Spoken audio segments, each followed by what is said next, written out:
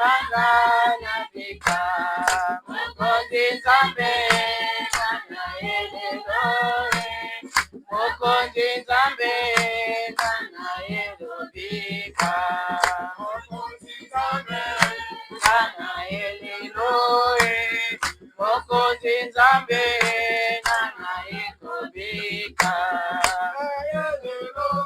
etolanga na bika etolanga na bika mokonzi nzambe kana eleloe mokonzi nzambe kana ekobika mokonzi nzambe kana eleloe mokonzi nzambe kana ekobika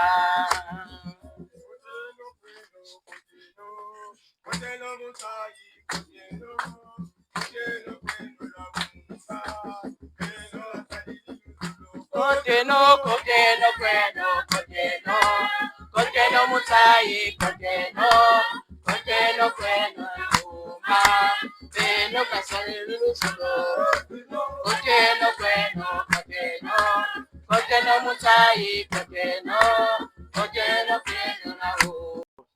Yaba village, Tobandi na Paris, Zulabut na Seka, bazali katina biso.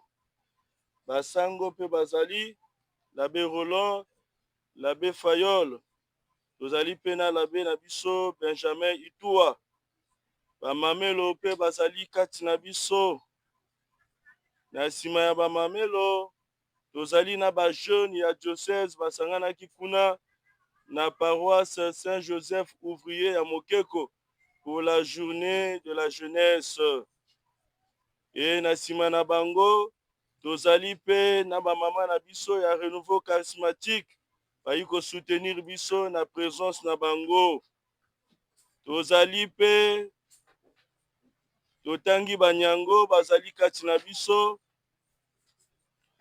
Tolingi ete na ebandela ya misa eye okombo ya bakristu bonso ya Pazuse ya zone Palmeraie, mais précisément na axe Pazuse Paris Zulabut Seka totombela bino boye malamu kati na biso esengo te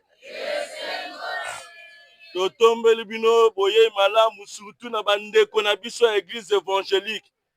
Sentez-vous accueillis au milieu de nous. La paix du Christ, hein? Dibundu Sikama.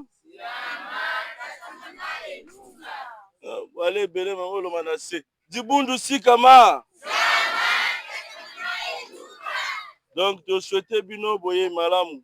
Ikanisi ya motu ya tolingi kopesa. Ezali ete banda lobby. Na ndenge bato ba se déplacer massivement. Toyi koyamba papa episcopo na pont, totamboli na makolo ti awa, tolakisi polele te, toyambie na motema moko. Bongo te? Tolakisi pe polele te, tolingi te, totambola na ye elongo. Bongo te? Na esengo wana tobetela nzambe maboko. Meno likanisi ya motuya tokokanga, tokozonga na yango na bipai touti ezali boye. Nzambe akosangisaka biso te mpona bokabwani ezala kati na biso. Toyokani? Nzambe akosangisaka biso te mpona bokabwani ezala kati na biso. Soki Nzambe asangisi biso, elingi kolakisa te, soki makambo ezali ata ndenge nini, tosala effort ya koluka ba solution, pamba te asangisi biso te mpona tokabwana. Asangisi biso po te totambola na kati na bolingo, kati na bomoko. Wana likambo oyo ngai na yo tango tokokabwana tozonga na yango. Soki tozongi na yango mabota na biso ekotambola malamu. Soki tozongi na yango ba communauté na biso ekotambola malamu. Pe Nzambe akozwa lokumu kati na biso. Bongo te? Yango wana to souhaite bino boye malamu tika ete na misa eye Nzambe abakisa moto na moto grâce ya ye. Toyi maboko pamba tozonga ya kotonda. Tozonga na makabo. Nzambe apambola misala na ye kati na axe na biso ya Pazuse. La paix du Christ. Merci. L'eau bénite.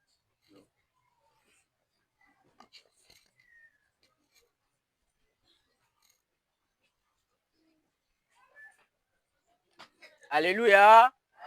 Zibundu Sikama. La paix du Christ. Amen. Tokoteleme po ya kobanda misa mabiso.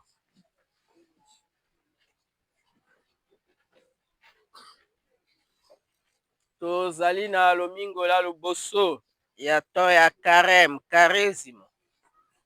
Nzambe tata akobianga biso. Totambola na ye elongo pendant 40 jours. Lokola bana ba Israël batambolaki na désert de l'Égypte à la terre promise. Lokola Yesu 40 jours pe na désert na nsima ya batisimo ya ye. Bongo biso pe Église santu ekosenga na biso pendant 40 jours. Ya prière, ya pénitence, jeûne, partage et charité. Ezali ndembe nene ya conversion. Conversion par la prière, conversion par la pénitence et conversion par la charité. Le pape Léon XIV, dans son message de cette année, nous invite aux jeunes à l'écoute, mais tous ensemble, dans un esprit de synodalité. Yangwana yambo tokota bozindo ma misa ma biso na ebandeli ya tango oyo ya karezimo.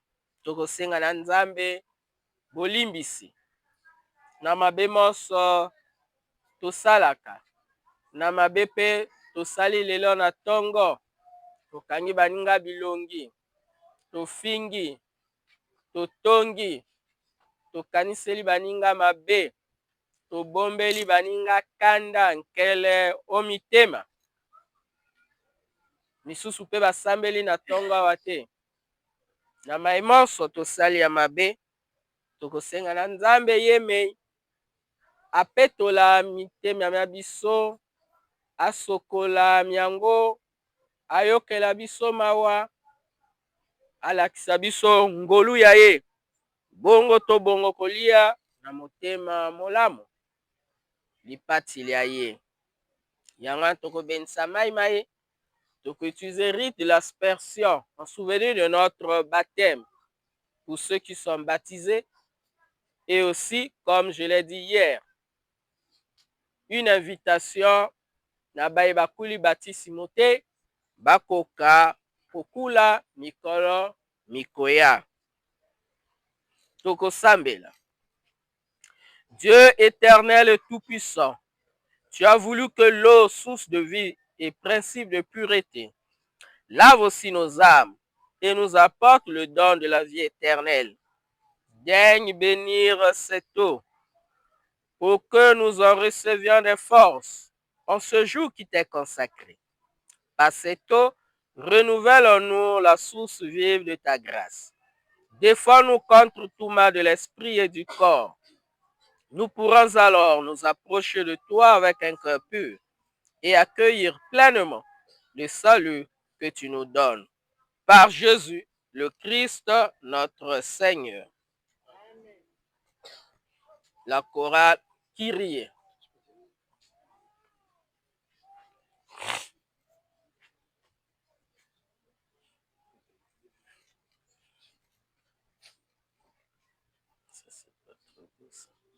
Tu es toi et tu es encore païen.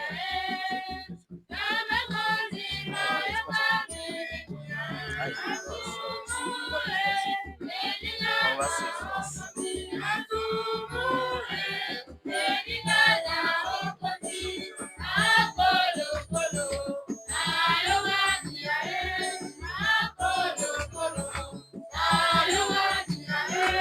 n'es pas plus.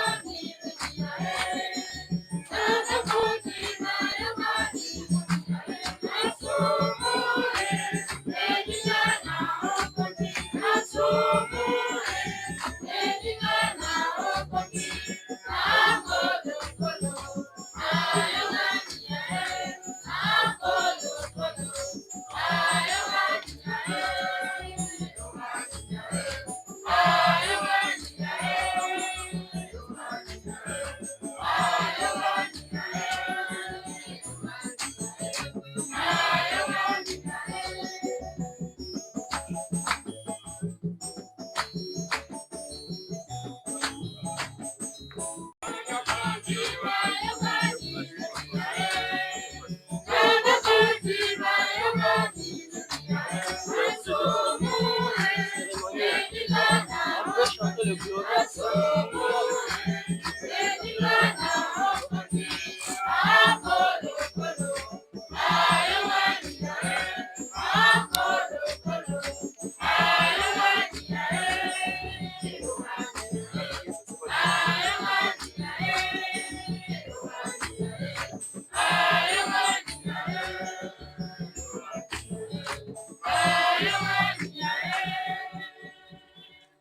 Que Dieu Tout-Puissant nous purifie de nos péchés et par la célébration de cette Eucharistie, nous rende dignes de participer à la table de son royaume par le Christ notre Seigneur.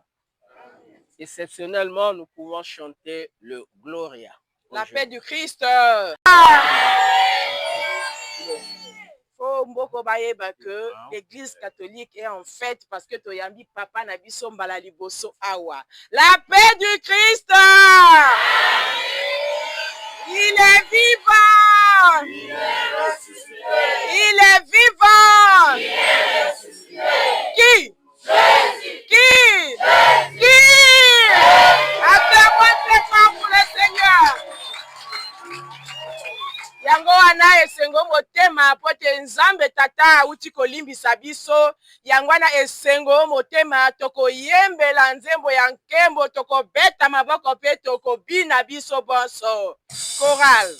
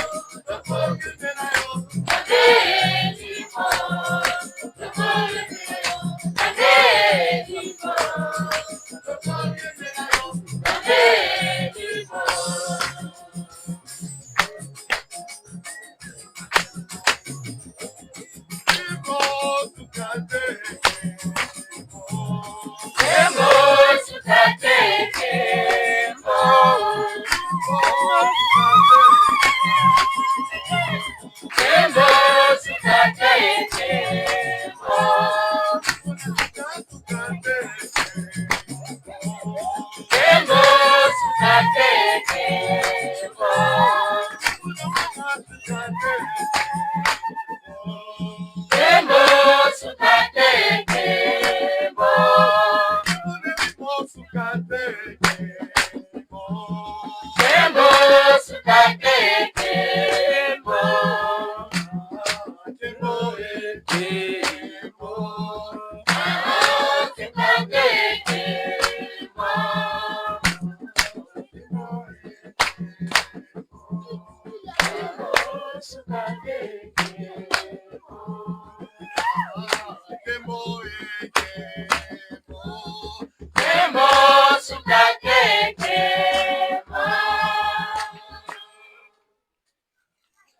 maboko likolo bandeko tosambela mokonzi.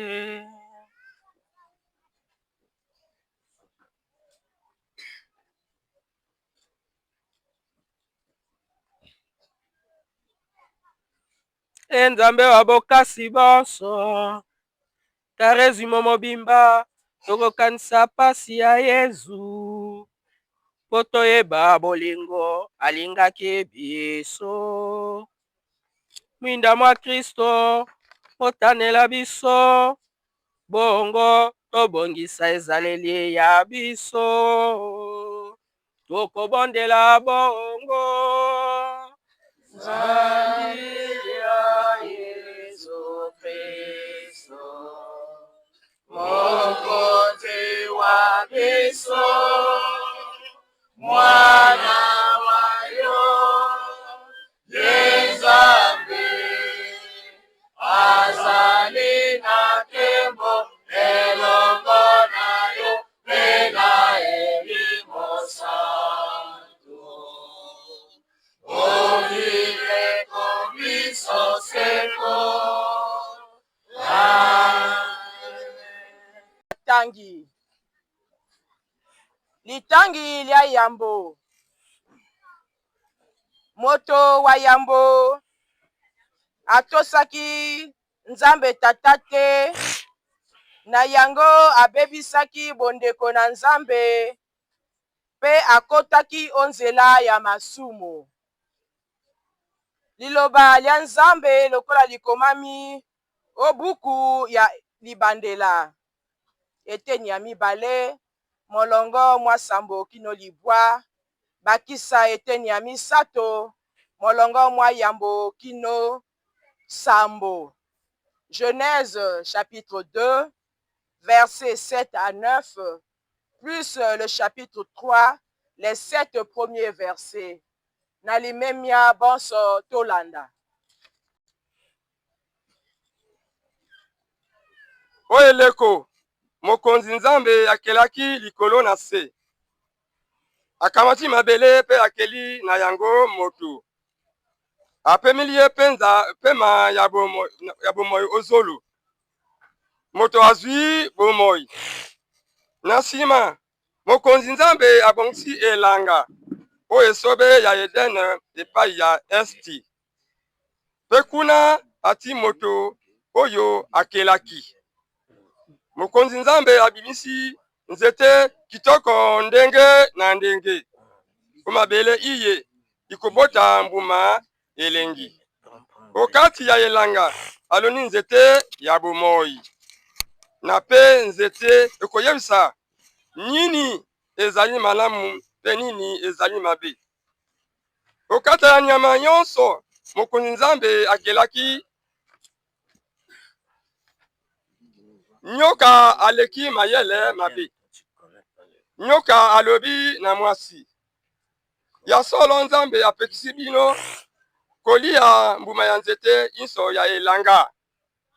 Mwasi azongiseli nyoka, tokoki kolia mbuma ya nzete ya elanga, kasi Nzambe alobaki bokoki kolia mbuma te ya nzete ezali okati ya elanga.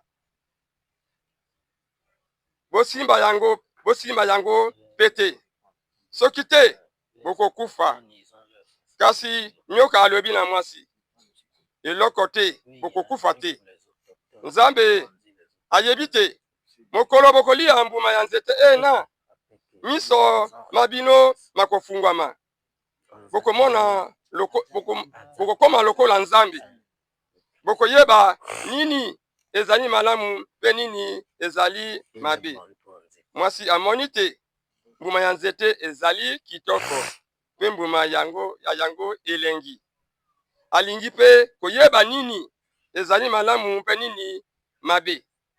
Abuki mbuma pe alei yango, apesi pe mobali waye azalaki na ye pe alei. Otango ena miso mabango mabale mafungwami pe bamoni te bazali bolumbu. Bandeko liloba lya Nzambe wana.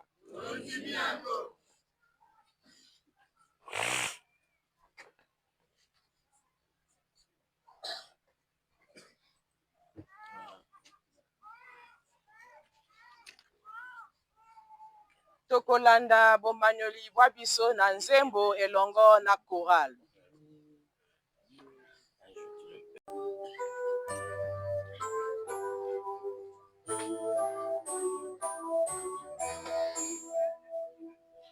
Pitié, Seigneur, car nous avons péché. Pitié, Seigneur, car nous avons péché. Pitié pour moi, mon Dieu, dans ton amour. Selon ta grande miséricorde, efface mon péché. Lave-moi tout entier de ma faute. Purifie-moi de mon offense. Pitié, Seigneur, car nous avons péché. Oui, je connais mon péché. Ma faute est toujours devant moi. Contre moi et toi seul, j'ai péché. Ce qui est mal à tes yeux, je l'ai fait. Pitié, Seigneur, car nous avons péché. Crée en moi un cœur pur, oh mon Dieu. Renouvelle et raffermis au fond de moi mon esprit. Ne me chasse pas loin de ta face. Ne me reprends pas ton Esprit Saint. Pitié, Seigneur, car nous avons péché. Rends-moi la joie d'être sauvé. Que l'esprit généreux me soutienne. Seigneur, ouvre mes lèvres et ma bouche annoncera ta louange. Pitié, Seigneur, car nous avons péché. Pitié, Seigneur, car nous avons péché. Pitié, Seigneur, car nous avons péché.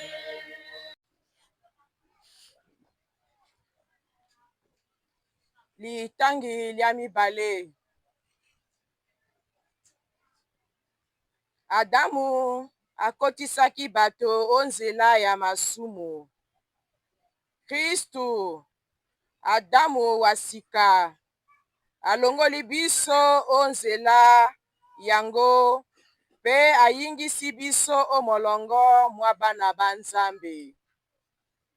Mokanda mwa Santu Polo na bakristo ba Roma eteni ya mitano molongo mwa zomi na ibale kino zomi na liboire.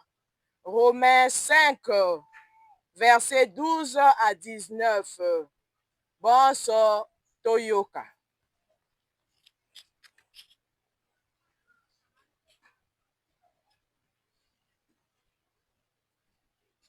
Bandeko, lisumu liyaki o mokili sepo ya moto moko. Pe lisumu liboti liwa. Bongo bato bonso basengeli kowa. Pamba te bonso basalaki lisumu.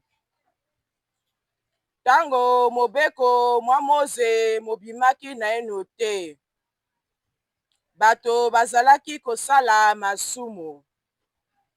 kasi bazalaki kozwa etumbu mpo ya masumu te.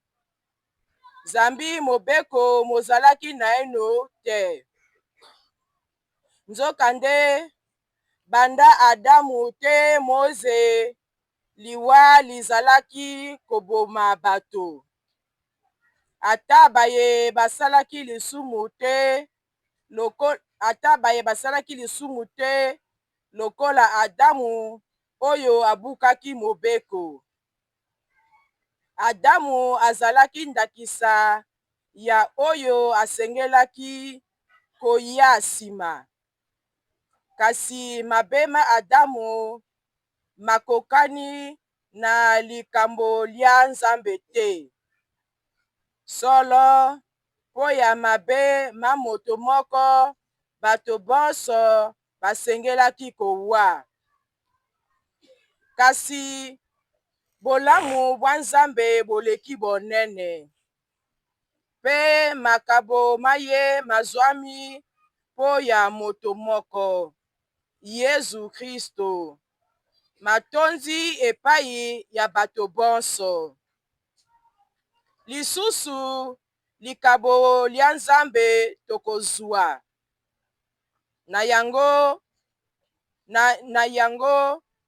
Na nyongo ya lisumu tozwaki po ya moto moko ezali ndenge yoko te. Ya solo po ya lisumu lia moto moko bato bonso bakitaki o likambo.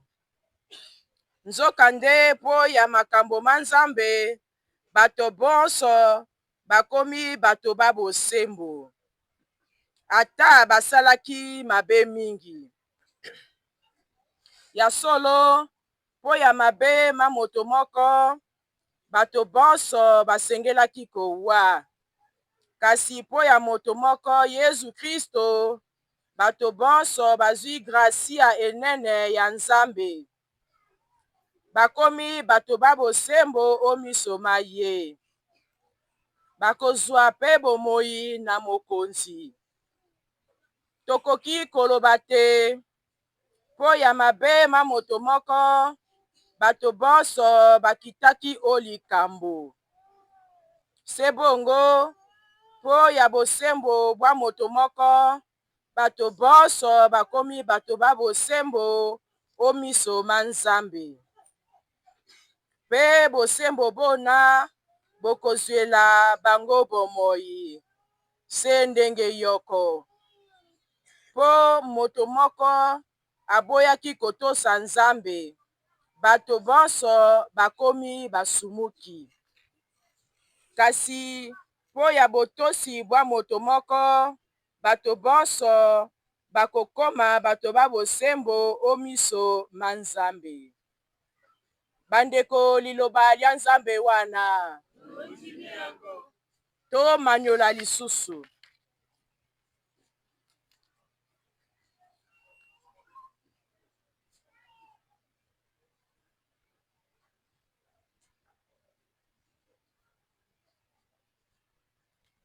Mokonzi, maloba mayo mazali bosolo.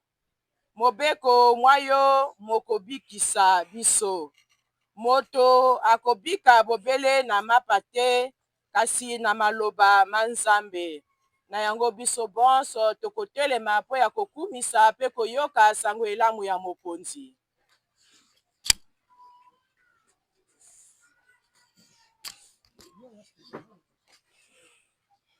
Le Seigneur suscite tes lèvres dans ton cœur, afin que tu puisses proclamer la parole aux frères, notre esprit.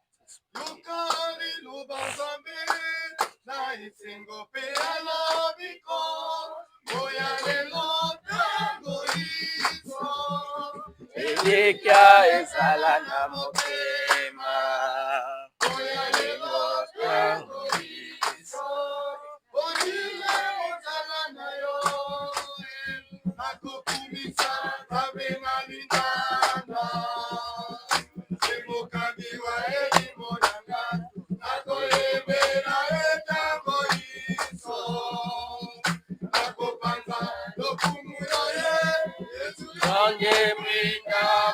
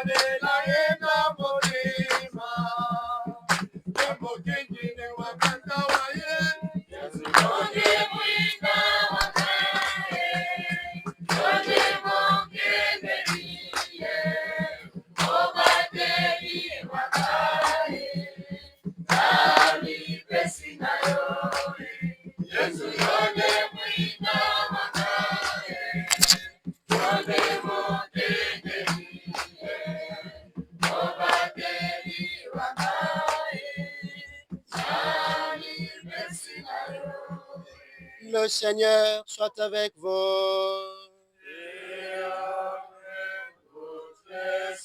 Évangile de Jésus-Christ selon saint Matthieu. Gloire à toi, Seigneur. Saint Matthieu au chapitre 4, du verset 1 au verset 11. En ce temps-là, Jésus fut conduit au désert par l'Esprit pour être tenté par le diable. Après avoir jeûné 40 jours et 40 nuits, il eut faim. Le tentateur s'approcha et lui dit, « Si tu es fils de Dieu, ordonne que ces pierres deviennent des pains. » Mais Jésus répondit, « Il est écrit, l'homme ne vit pas seulement de pain, mais de toute parole qui sort de la bouche de Dieu. » Alors le diable l'emmène à la ville sainte, le place au sommet du temple et lui dit, « Si tu es fils de Dieu, jette-toi en bas, car il est écrit, il donnera pour toi des ordres à ses anges, et ils te porteront sur leurs mains, de peur que ton pied ne heurte une pierre. » Jésus lui déclara, « Il est encore écrit, tu ne mettras pas à l'épreuve le Seigneur ton Dieu. » Le diable l'emmène encore sur une très haute montagne et il lui montre tous les royaumes du monde et leur gloire. Il lui dit, « Tout cela, je te le donnerai si, tombant à mes pieds, tu te prosternes devant moi. » Alors Jésus lui dit, « Arrière, Satan, car il est écrit, c'est le Seigneur ton Dieu que tu adoreras. À lui seul tu rendras un culte. » Alors le diable le quitte, et voici que des anges s'approchèrent et ils le servaient.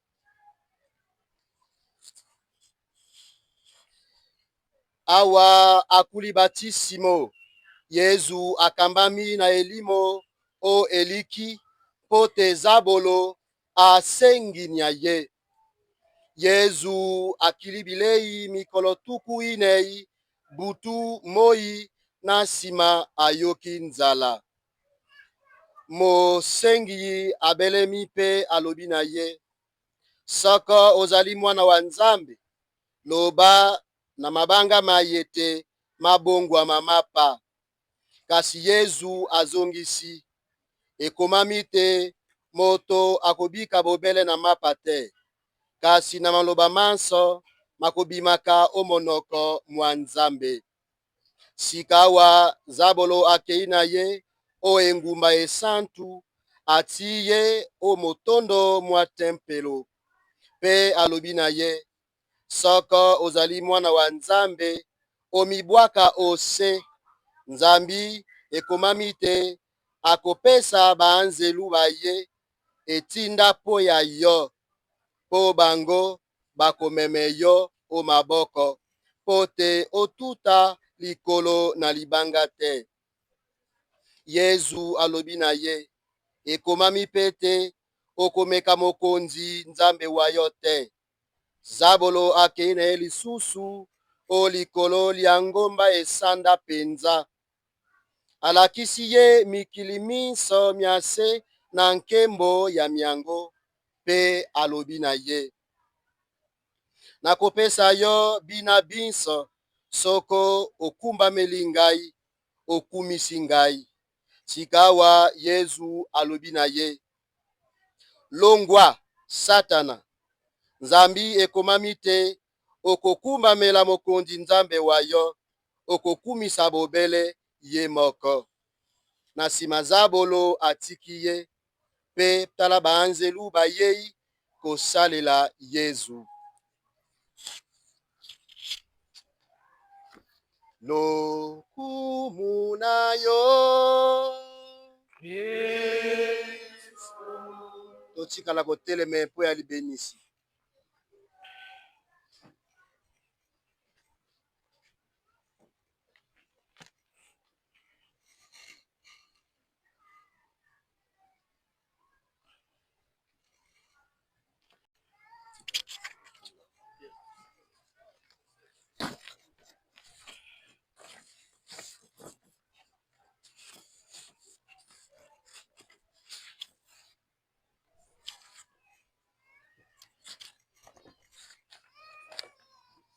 Esengo lelo na ndenge tosangani awa. Lelo esengo lelo na ndenge tosangani awa. Lelo esengo lelo na ndenge tosangani awa. Merci binombo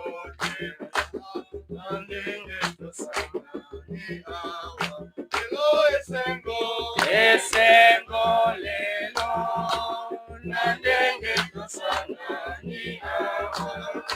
Esengo lelo na ndenge tosangani awa. Tupesi binombo tema na ndenge tosangani awa. Esengo lelo na ndenge tosangani awa. Esengo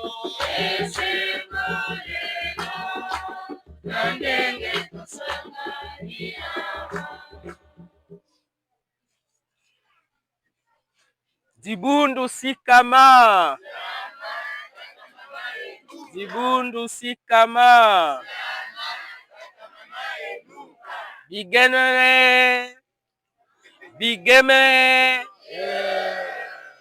adjakomba, la paix du Christ,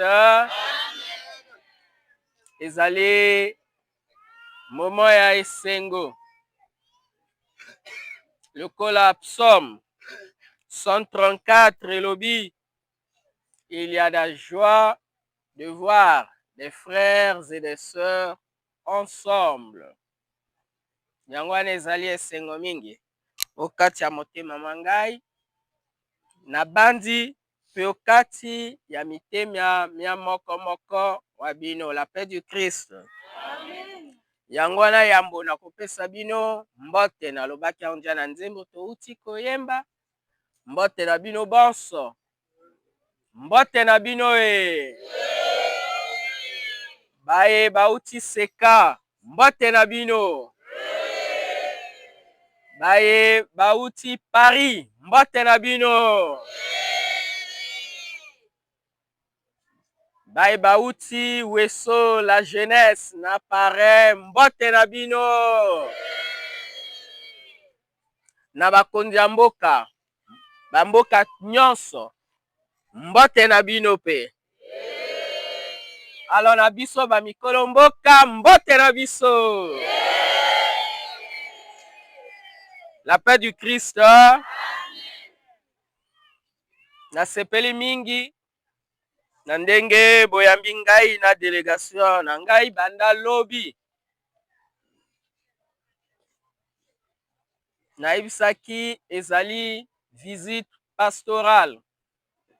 Na lingala tokoki koloba bomonani to bokutani bwa episkopo na bandimi ya ye ya zone Pazuse, Paris, Zulabout, na Seka. Et Dieu nous fait la grâce de ne pas être ensemble, pas seulement avec ces trois communautés, mais avec une communauté encore plus élargie.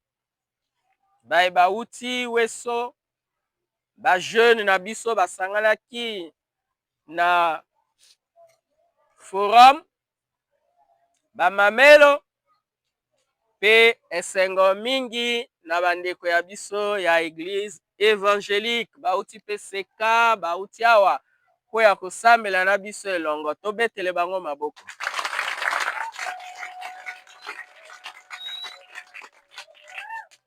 Oyo nyonso ezali koexprime bomoko, l'unité, lisanga. Lokola nalobaki bayebalaki lobi tango Papa Léon XIV atindeli ngai awa alobi na ngai mission ya liboso ezali kosala te bana ya diocèse ya Weso bazala pe bakola na bomoko, l'unité. Donc mission ya pesi ngai dans l'annonce de l'évangile, c'est de favoriser, encourager, créer, renforcer qu'il y ait l'unité au sein de notre diocèse. La paix du Christ. L'unité dans nos communautés paroissiales. L'unité dans nos familles. L'unité dans nos mouvements d'apostolat. L'unité au sein du clergé. L'unité dans les communautés religieuses. Et l'unité dans la communauté dépendant d'une seule paroisse. La paix du Christ. Yango wana au lieu na sala misa na Paris, misa na Zulabout, misa na Seka, ça viendra avec le temps. Misa ya Yambo, visite ya Yambo na Banzaki, na conseil ya Sango Vianney, to sangana elongo, to sambela elongo, pe na pesela bino mbote elongo, puis libenisi liuti epai ya Pape Léon XIV ezala mokolo tokokutana biso bonso lisanga po boyamba na motema boboto motema esengo libenisi lina esengo te esengo te yango wana durant tout mon mandat je reviendrai tout le temps sur l'unité. Tant que tu constater que l'unité est tongi nzoto kati na biso te. Tant qu'on ne va pas sentir qu'il y a l'unité en nous. Et ce n'est pas par mes propres caprices, loin de là. Et c'est l'évangile annoncé, l'évangile concrétisé. Et c'est avec les mots du pape François, c'est la joie de l'évangile, la paix du Christ. Yangwana gratia yambo tokosenga na nzambe mokolo mwa lelo. Spécialement pour ya biso bandeko ya Pazuse. Gracia ya bomoko, gracia ya lisanga. Tobo ya ba division, tobo ya ba ségrégation. Totika politique ya bokabwani, ya ko repousser. En français, on parlera aussi du companélisme. C'est-à-dire que ngai na zali, ngai c'est ngai. Ngai na leki baninga boss. Totika le ngaïsme. Totio liboso le bisoïsme. La paix du Christ. Toboya le ngaïsme. Oya lo ba ngai, ngai akoma nini? Ngai. C'est vrai ngai ya kitoko anamisa mai. Bongo te. mais soki oleki tro ngai okoma ngai. Citron ezali malamu, mais so omeki mpe kolia citron ebele na monoko olemba olia biloko misusu bongo te. Yango wana esengeli to dépasser baego na biso, bamwa na biso, bangaïsme na biso. Comment on dit ngai? On va kwele. Papa Joate. Ngai. On va kwele. Mama. Voilà. Toti kabo mame na biso. Toti kabo maïsme na biso. Biso tokoloba nini? On kwele.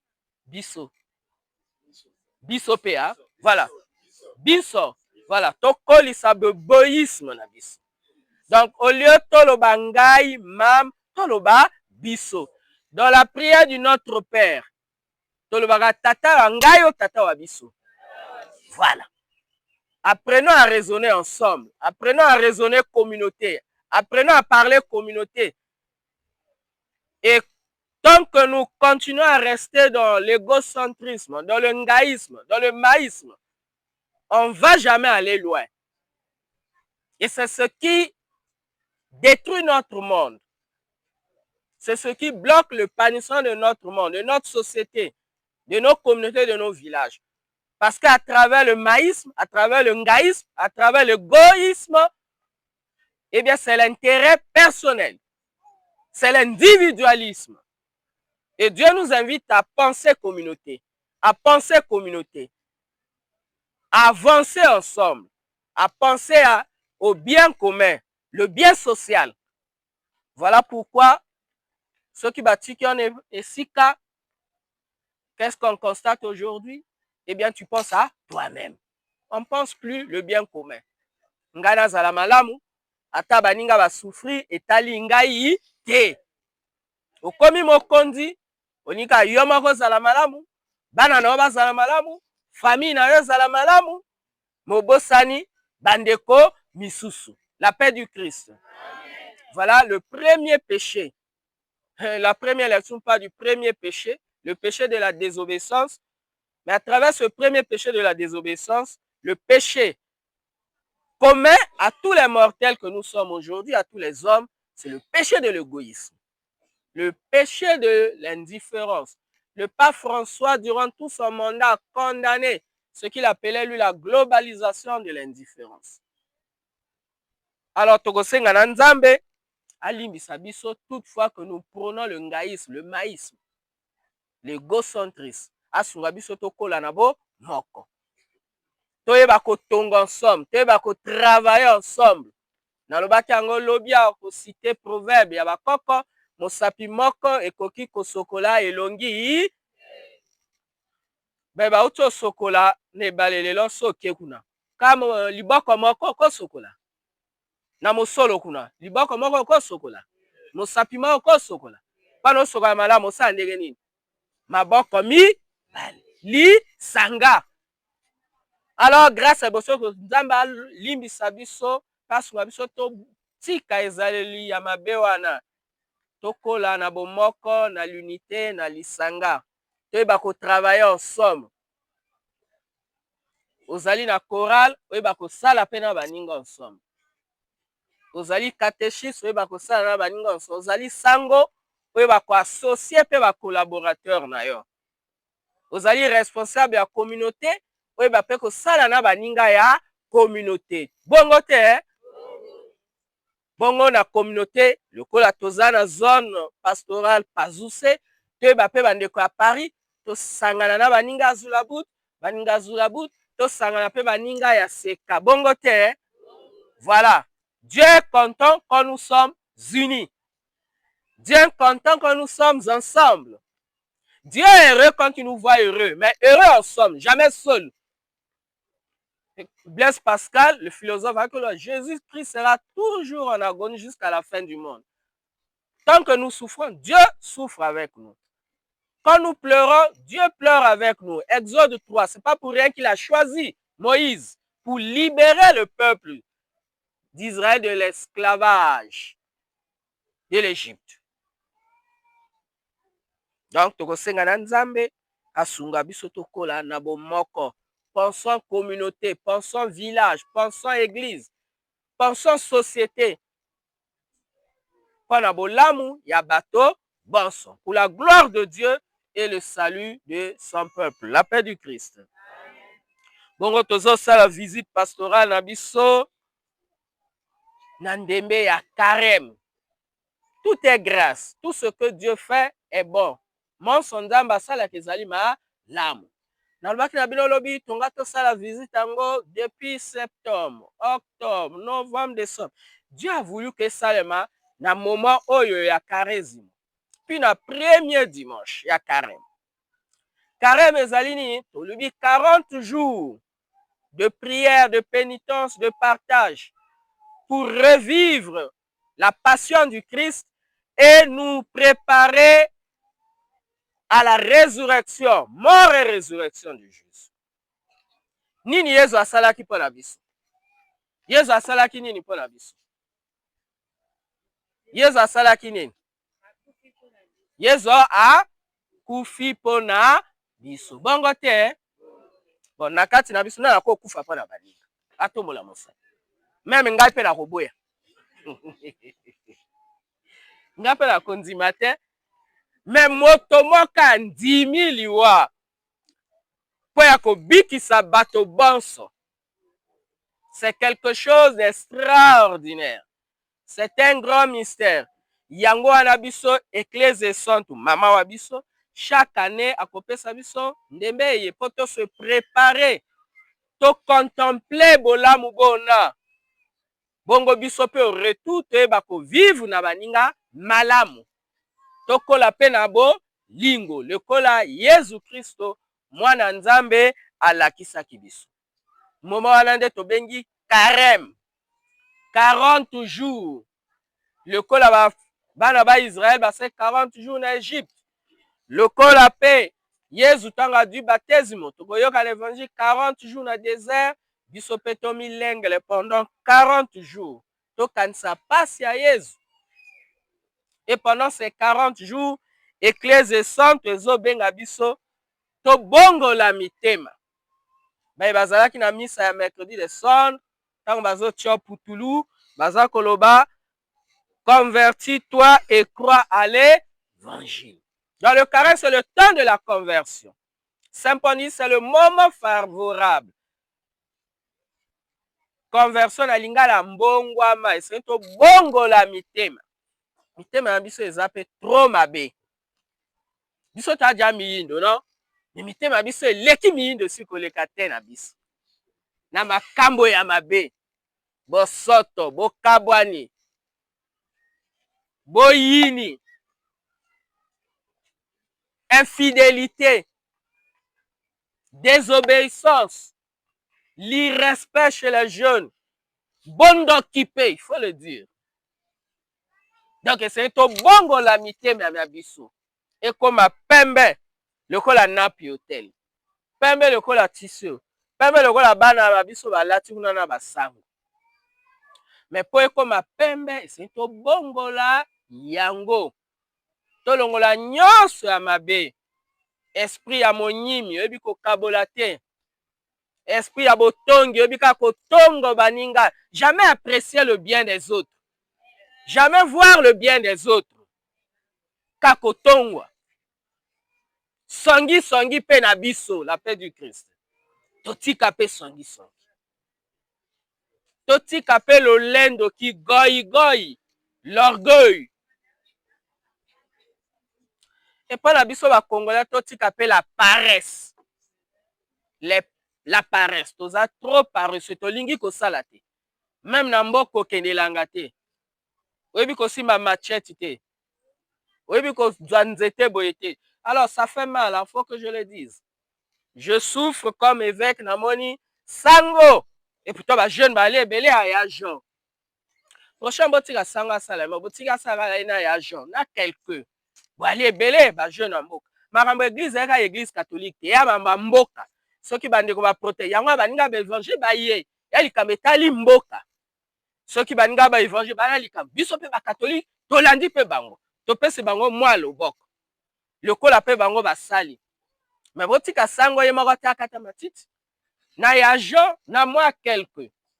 Et sengel biso tout la main dans la main. tosala po tobongisa mboka na biso, po totonga mboka na biso pe ekolo na biso. Nous Congolais on est trop paresseux. On veut seulement attendre. Tolinka bokondi, commander. On ne veut jamais travailler ni se salir les mains. Yangwana na momo ya carême. Toko bongo la bezale na biso.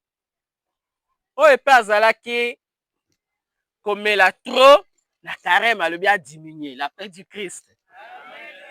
Hein? So melaka 5 kabasele par jour. Hein? 5 kabasele par jour. Baby kabasele no? Ba kasela mike wana. Oko diminué melata 2. Ndambo wana ekomi pénitence na yo za kosala. So melaka cheke pe bele diminuer na lobi oboya te ya so meli pe bele ya mabe ya ekotia cirrhose ya foie. Ah, il faut qu'on le sache. L'excès d'alcool détruit ton propre corps. Ça nuit à ta santé. Okobe la cirrhose à foie, so na cirrhose à foie qui s'est sauté. Kaka nzambe motako sunga. Après kokufa bamo koluka ndoki. O noko, o papa, o mama zo loka. Pendant que vrai ndoki ya nzoto na ezali yomoko. Ce qui peut melaka makaya bele. Bon, likaya ya simple, mais so le likaya mosusu wana ezali mabe. Ah, so mela likaya mosusu wana ezali mabe. Donc Seigneur peut doser. Parce que tout cela nuit à ton corps, nuit à ta santé. Yango netina misusu, so ameli biloko na ebele ebele, amo se défouler ko beta mama. Ko beta bandeko lokola bana biso baki ko sala, les bébés noirs, so ba baye biloko na bango, bami ko kata bato. Parfois sous l'effet de la drogue. Donc c'est le temps de la conversion. Bon, alors que chacun se demande pendant ce temps de carême, en quoi je dois changer ma vie? Qu'est-ce que je dois laisser? Qu'est-ce que je dois me priver? Nakotika nini? Pona bongo le solo, bomo ibangai. Po bomo ibangai zalana sens ya vie. Soki makaya nakotika. Soki bok nakotika. Soki oyo songi bana mike babanga su bayaya te otika pe. Oyo bakokumisa bayaya. Okumisa papa, kobeta papa eza malédiction. Hein, pour les jeunes, jamais taper papa, jamais taper maman, jamais insulter papa, jamais insulter maman, jamais insulter ton grand frère ou même l'autre. La Bible dit, si c'est ta bouche, tu fais du mal, mieux vaut la fermer. Si c'est la main, mieux vaut la couper. Le pied de même. Alors, motola moto andima. Carême oyo nako vivre yango ndenge nini. Nakotika nini? Ezaleli mabe nini nakotika? Na libota na ngai, na bomoi bangai, na kati ya mboka na biso communauté. Nini ya mabe nakotika?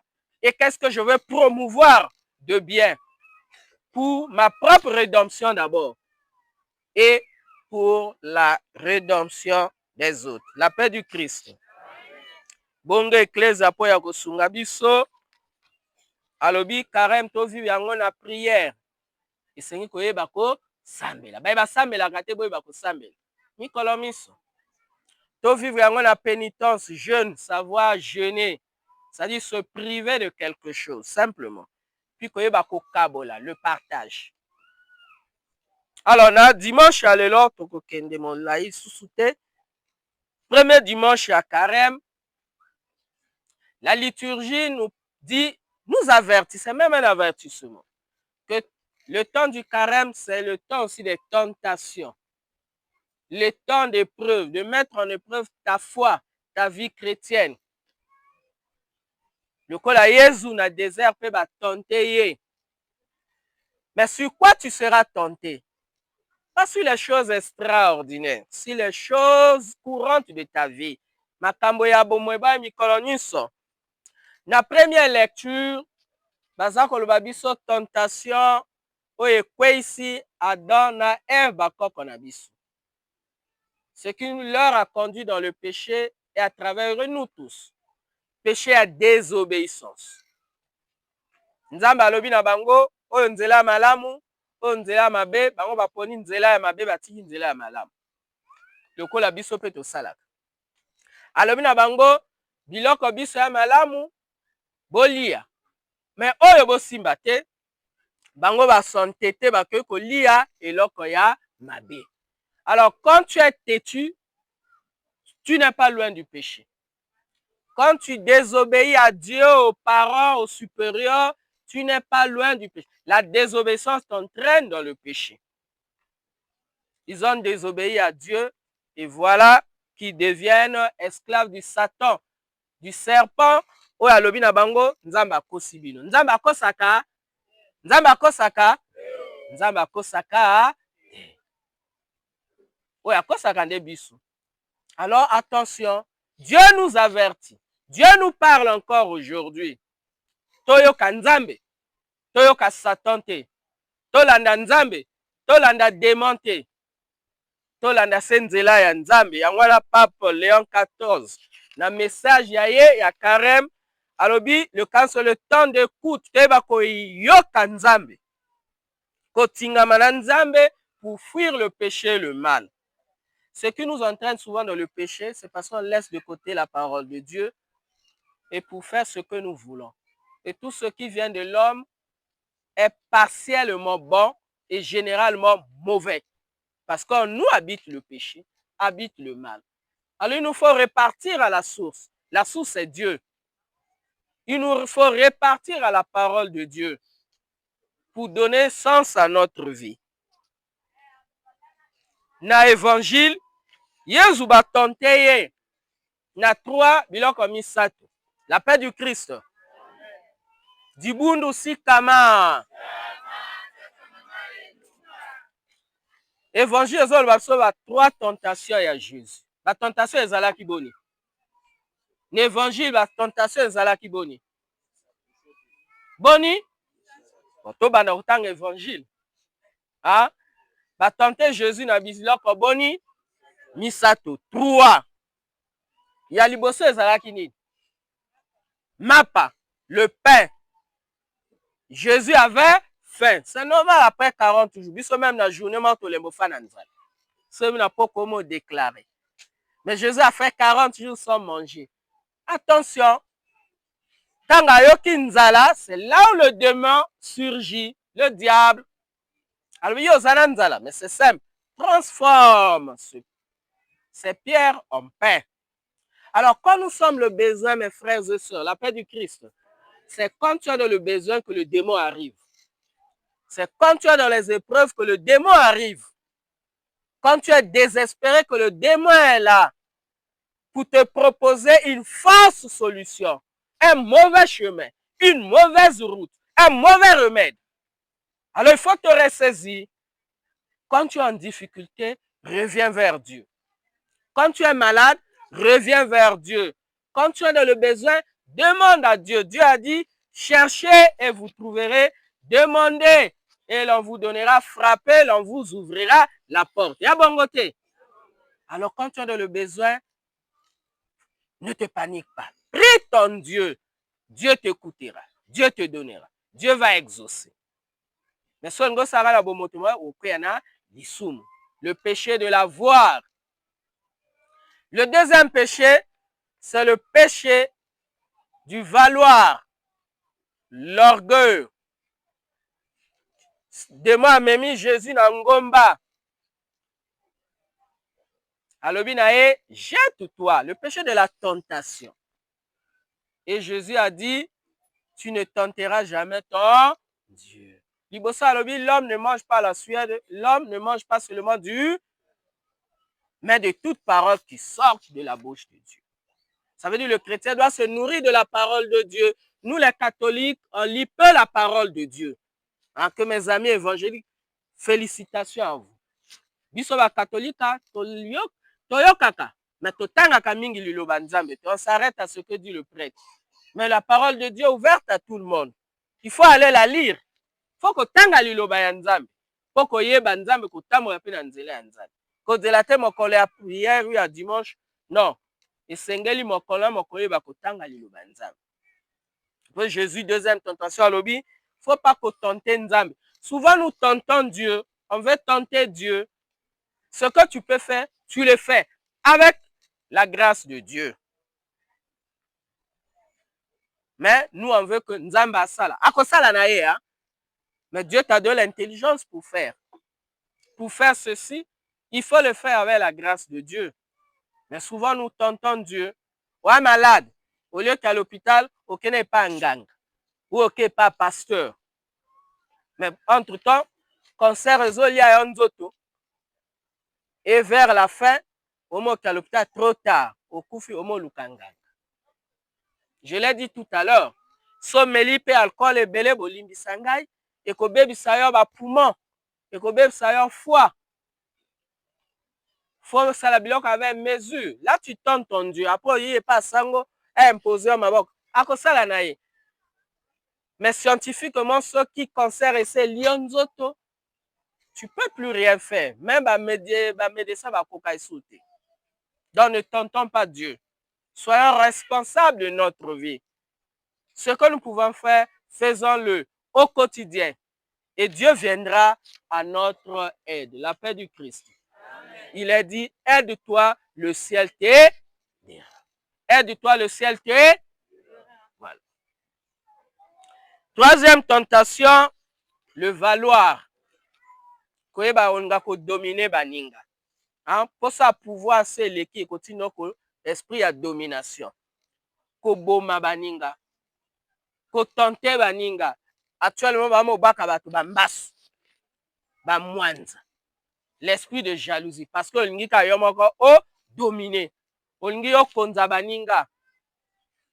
Olingi concurrence te. Olingi komona moninga zala malamu te. Olingi komona moninga bonga te. Alors qu'on peut éliminer, ok, pas banganga. Alors un chrétien qui va chez les nganga n'est pas un bon chrétien, la paix du Christ. Ceux qui ont maladie, oui, guérisseur. Après qu'on soigne en ambasse. Mais qu'on ne pas nganga zali mabe, parce que qu'on pas nganga lobani, boman de koana. Salaye et l'okoboye. Salaye et l'okoboye. Après il est sous une église. C'est un contre-témoignage. Jésus a dit, l'homme ne suivra jamais deux lièvres à. Ne peut pas suivre deux lièvres. Ou oponi nzambe, ou oponi nganga. Ou oponi nzambe, ou oponi démon. Ou oponi nzambe, oponi. Pourquoi tu devais suivre deux lièvres à la fois? Tout ça, c'est l'esprit de domination. Alors, tu conseilles nzambe à épargner biso y a trois tentations. L'avoir, bozui. Plus tu aimes, plus tu chercheras le malheur ou des autres. Le valoir. Et le pouvoir. Voilà les choses qui tuent ce monde, qui détruisent ce monde et qui détruisent au finish notre propre humanité. Bisomoko. La paix du Christ. Alors, tokosenga na nzambe asunga biso. Ayokela biso mawa. Ayoka losambo la moko moko wa biso. Mai tozali na yango tokopesa na nzambe. Nzambe abosanga bana na ye akosunga biso na makambo ya ndenge na ndenge. Alors le dimanche na bandeko yanga ya pazuse. On a tous les jours pour nous-mêmes. Dimanche tokende ke église. Bandeko évangélique tokende ko sambela. Bandeko catholique tokende pe ko sambela. Sango sa yao abeti ngonga tolanda. Ata te ya Jean azali catéchiste ba président ba communauté ba ko beta ngonga tokende ko sambela. Le temps donné à Dieu n'est jamais un temps perdu. So pesi tango na nzambe za tango ya ko bebisa te. O bebisa ngo so tikali ko bayi. So tikali ko fana na ndako. Ona baninga kotongo baninga. Ça c'est du temps perdu. Le temps donné à Dieu, c'est un temps bénéfique et qui t'enrichit toi-même. To senga na nzambe abenisa ba communauté ya biso, ya Seka, ya Zulabut, ya Paris. Abenisa mabota mabino bonso. abenisa mpe misala na bino na nzamba na chasse baaktivité nyonso abenisa mpe diocèse ya biso po tokola na bomoko tokola na bolamu te bakosunga baninga mpe kosalisa baninga. La paix du Christ dibundu sikama.